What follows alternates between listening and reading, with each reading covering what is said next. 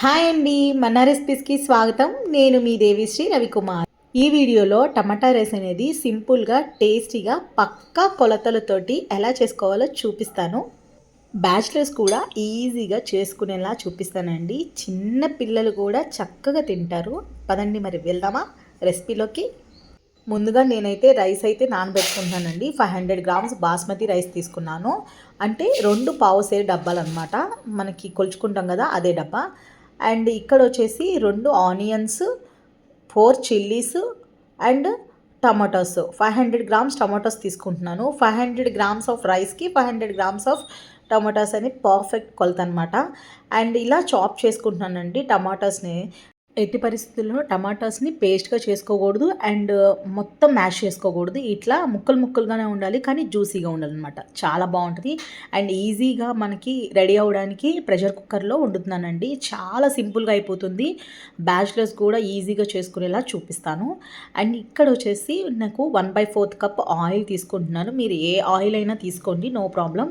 దాంట్లోకి 2 table spoons నెయ్యి వేస్తాను. నేను పులావ్ కానీ, బిర్యానీ కానీ, టమాటా రైస్ కానీ ఏ ఫ్లేవర్డ్ రైస్ అయినా సరే నేను ఖచ్చితంగా నెయ్యి మాత్రం వేస్తానండి. ఖచ్చితంగా నెయ్యి వేస్తాను. నేను వేసింది ఆవు నెయ్యి. ఇప్పుడు మీకు చూపించింది కవర్లోకి గేదె నెయ్యి అనమాట. అది బీహెచ్ఎల్లో దొరుకుతుంది, హోమ్ మేడ్ గీ అనమాట. చాలా బాగుంటుంది. 5 ఇయర్స్ నుంచి వాడుతున్నాం. ఇక్కడ వచ్చేసి పలావ్ దినుసులు డిస్క్రిప్షన్ బాక్స్లో ఇస్తానండి. ఏవేవి ఎంత వేసాను అనేది స్క్రీన్ మీద కనబడుతున్నాయి కదా క్లియర్గా. అవన్నీ కూడా మనం వేసేసుకుంటున్నాం. మీకు కావాలంటే ఇంకేమన్నా ఉన్నట్లయితే మీరు వేసుకోవచ్చు. జాజికాయ, జాపత్రి అలాంటివన్నీ ఉంటాయి కదండి, అవన్నీ కూడా వేసుకోవచ్చు. నేను ఎక్కువగా రెగ్యులర్గా యూజ్ చేసి నేను మీకు చూపిస్తున్నానండి. ఇక్కడ మనకి చక్కగా ఆయిల్ అనేది కొంచెం బాయిల్ అయిన తర్వాత ఇవి వేసేస్తే మంచిగా ఫ్రై అయిపోతాయి. ఆ తర్వాత ఆనియన్స్ అనేవి వేసేసుకుంటున్నాను, పొడవుగా కట్ చేసుకున్నాను. అండ్ చిల్లీస్ కూడా పొడవుగా కట్ చేసుకున్నాను అనమాట.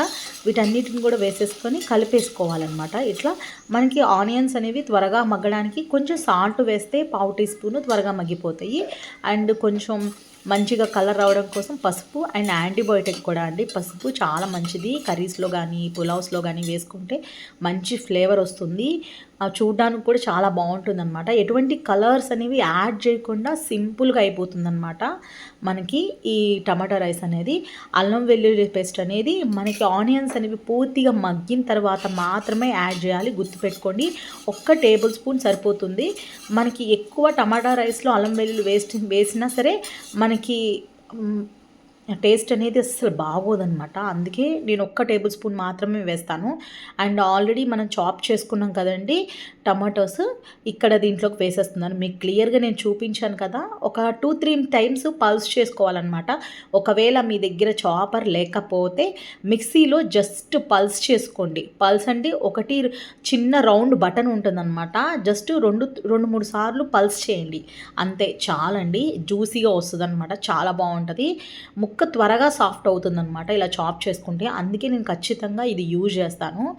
టేస్ట్ కూడా చాలా బాగుంటుంది ఇలా చేస్తే. ఇక్కడ వచ్చేసి మనకి కావాల్సిన ఉప్పు, అంటే టమాటాస్లోకి ఉప్పు వేస్తే మనకి దాంట్లో నుంచి వాటర్ అనేది రిలీజ్ అయ్యి త్వరగా మగ్గుతుంది. అందుకే కొంచెం ఉప్పు వేసాను అనమాట. 1 టీ స్పూన్ అంతా వేసుకోండి. మళ్ళీ తర్వాత రైస్లోకి యాడ్ చేసుకుంటాం. నేనైతే ఈ రెసిపీ మొత్తంలో 3 టైమ్స్ నేను సాల్ట్ అనేది యాడ్ చేస్తున్నాను. మీరు కావాలి అంటే ఒకేసారి యాడ్ చేసుకోవాలంటే రైస్లోకి అలానే యాడ్ చేసుకోవచ్చు. కానీ మన ఇలా స్టెప్స్ వైజ్గా మనం యూజ్ చేసినట్లయితే మనకి టేస్ట్ అయితే చాలా బాగుంటుందన్నమాట. అందుకే ఇక్కడ వచ్చేసి నేను ఆల్రెడీ జల్లెడ గిన్నెలో ఆల్రెడీ సోక్ చేసుకున్న బాస్మతి రైస్ని తీసుకొని కొంచెం సేపు పక్కన పెట్టేసుకున్నాను. వాటర్ అంతా కూడా మనకి పోవడానికి అనమాట. అలా పెట్టేసుకున్న దాన్ని దీంట్లోకి యాడ్ చేసేసుకున్నాను. టమాటాస్ అన్నీ మగ్గిపోయిన తర్వాత మాత్రమే 1కి 1 చొప్పున నేను వాటర్ అనేది యాడ్ చేసుకున్నానండి. ఈ టమాటా రైస్లో మనకి ఈక్వల్ రేషియోలో వాటర్ అనేది యాడ్ చేసుకుంటే సరిపోతుంది.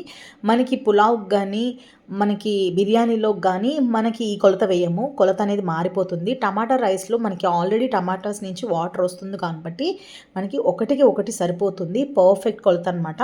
కొంచెం ఉప్పు వేయండి. ఉప్పు వేసిన తర్వాత ఒక్క నిమిషం అట్లా ఉంచేసేసి తర్వాత టేస్ట్ చూడండి. ఉప్పు అనేది సరిపోయిందా లేదా అనేది అప్పుడు తెలుస్తుంది. 2 విజిల్స్ పెట్టుకోండి. టమాటా రైస్కి సరిపోతుందన్నమాట. ఇంకా అవసరమే లేదు ఇంకా విజిల్స్. ఈ టమాటా రైస్లోకి మనకి ఎటువంటి కర్రీ అవసరం ఉండదు. నేనైతే అప్పుడప్పుడు ఒక కర్రీ చేస్తాను, అది ఈసారి చూపిస్తాను. ఎగ్స్ తోటే ఆ కర్రీ అనేది చాలా బాగుంటుంది దీంట్లోకి. ఈరోజైతే నేను కొంచెం ఎగ్స్ అనేవి ఫ్రై చేసుకుంటున్నాను అనమాట. ఇక్కడ ఘాట్లు పెట్టేసుకుంటున్నాను.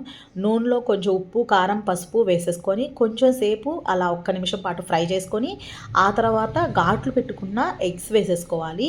ఇట్లా ఫ్రై చేసుకోవాలన్నమాట. ఎగ్స్ బాగా గరిటెతోటి తిప్పేసేయమాకండి, నాలాగా కొంచెం పగిలిపోతాయి అనమాట, అంటే కట్ అయిపోతాయి అనమాట. ఇలా కట్ అయిపోతాయి, అందుకే నేను చెప్తున్నాను కొంచెం స్లోగా తిప్పండి. ఎందుకంటే ఆల్రెడీ ఘాట్లు పెట్టాం కదా, అందుకే కొంచెం డ్యామేజ్ అయ్యే ఛాన్సెస్ ఎక్కువ ఉంటాయి అన్నమాట.